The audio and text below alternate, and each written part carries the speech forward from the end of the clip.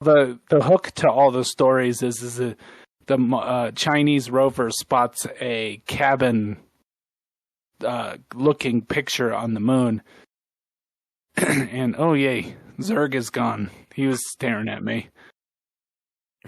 So are you more excited for pictures of the actual moon or pictures from the moon back at Earth? Like, what are you more interested in?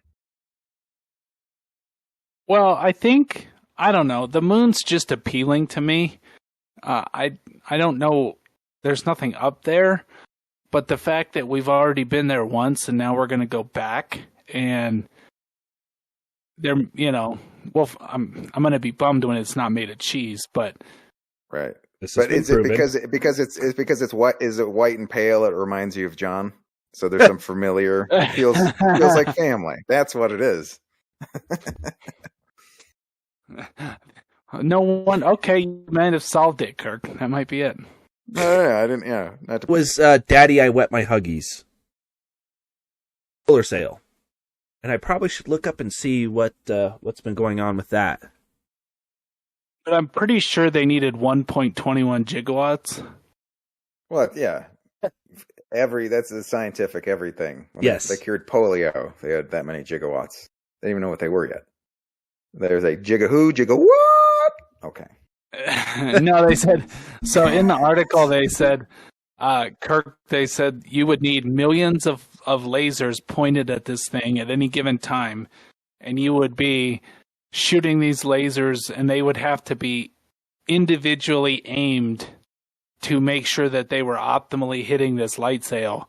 So precision. So millions of lasers being laser precision. Their name. Okay, good. That works. Or, potentially one big ass laser in space, but that's problematic in and of itself. So what the lasers are aimed at, and that it's all like an energy source. So it's like they're harnessing the power of the It's using the light that the lasers that are giving off to push the sail. Okay. It is and then incrementally slow. But the thought is, you shoot lights or lasers at this sail for 10 years constantly, it's going to get up to a point where it's going 20 years would be what? A fifth the speed of light?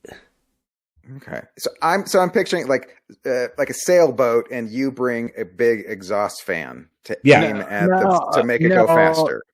It would be a sailboat and like, let's say 1 million laser pointers pointed at the sailboat. Right, pushing it, making it travel. Yeah, except the fire risk with a sailboat and wood.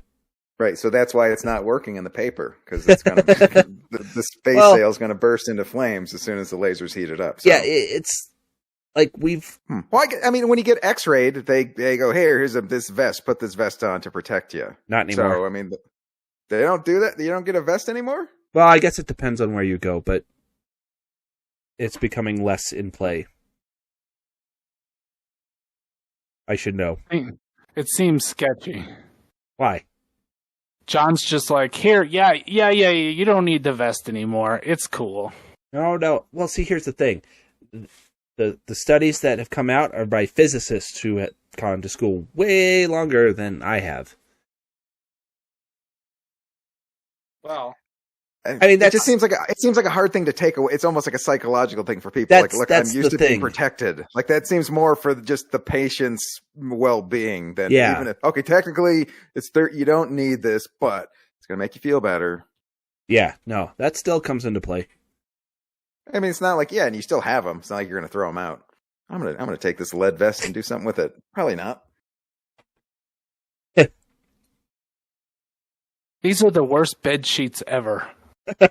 Ooh. They just weigh me down. I can't move. Well, that's a thing, though. The weighted blankets are a thing. I've heard this. It's supposed to be comforting, right? Like, I don't know. Like snugging a bug in a rug is what it's going for. My oldest has one.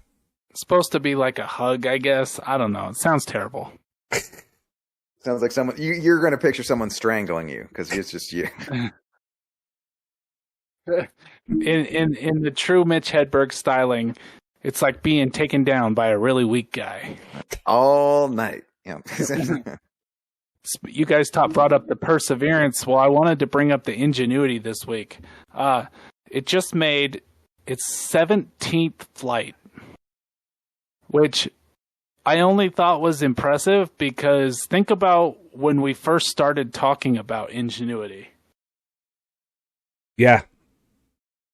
I mean, we were a baby podcast at that point, and we're only bigger in number.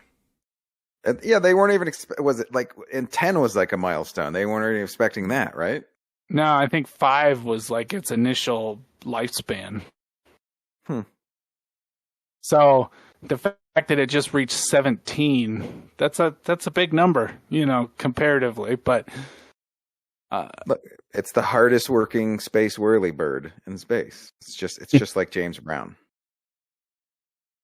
Do you think, though, that the Perseverance is like, I got this thing buzzing. It's always buzzing around. Aren't you actively against robots having feelings? Of course I am, but yeah, this is robots that could be programmed to have petty annoyances. That's silly. That's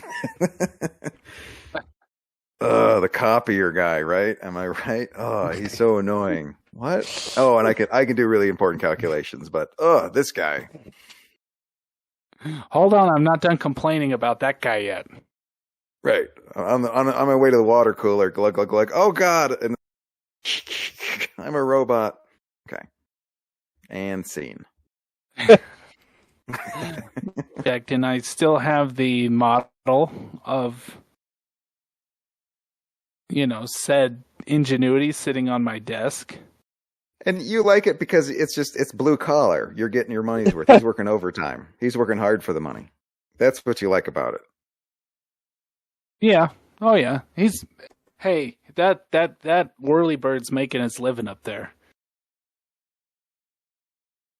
Yep. Burning the night the candle at both ends? No, that's not it. No, that's it. Okay. Burning the candle at both ends. It can't be good for the birthday cake. That's all I'm going to say. It's got to ruin several birthday cakes. I don't understand why you're doing that. Just light the top. You don't have to put the other end in the cake. All right, it's getting wax everywhere. It's horrible. In Saudi Arabia, they had a beauty contest for camels. And 43 of said camels were disqualified because they were either receiving Botox, they had facelifts, or other cosmetic procedures. Okay, so just wrap your head around that. 43 cows with full pouty lips and just alluring as hell. But they didn't have good personalities. But the winning animal breeders actually get $66 million. So this is a big deal. I could see that. Shape of heads, necks, and humps, as well as the camel's dress posture. And there's also a talent competition. I may have made that last part up. But come on, serious. So just Saudi Arabia, cosmetic surgery for camels to win a beauty contest. Any initial reactions? Not surprising. Yeah. Look at the dog shows in America. So this is just like Honey, instead of making the kids dance or something, they're just making the camels pretty. They're probably in sequins and doing a dance number. What's the dog show in? The Westminster? Is it the Westminster? That's the big fancy one, like in New York. The one that, the Best in Show movie was based on, like that one. I guess everybody's got their thing. If you want to make camels pretty, I mean, I suppose. Yeah, it's 50 for the Westminster, 50,000. That's not 66 million. No, I was thinking it was a little bit more than that, but for how big that show is, I'm kind of surprised. And all of the camels are forced to smoke the whole time. It's a Joe Camel time. They can't get away. It's camel smoke. That's why they spit. Push the brand. We got to keep pushing the brand. You know they don't. You know they don't air commercials in America anymore, right? Right. We can't get it in magazines, and everybody who uses our product is dying. So. Well, gentlemen, I think that about wraps us up. Now that I got flies flying around me, I gotta. You know what? Maybe next week we can add a fly strip, and maybe we'll catch one. I don't know. I'm just throwing out ideas, or there's 1,000 more flies. But you'll have to tune in. You know what? That's a nice teaser for the people. Let's see what happens with the flies. How is this going to resolve itself? Just a fly swatter, just ran. Anyway, stay tuned. Stay tuned. But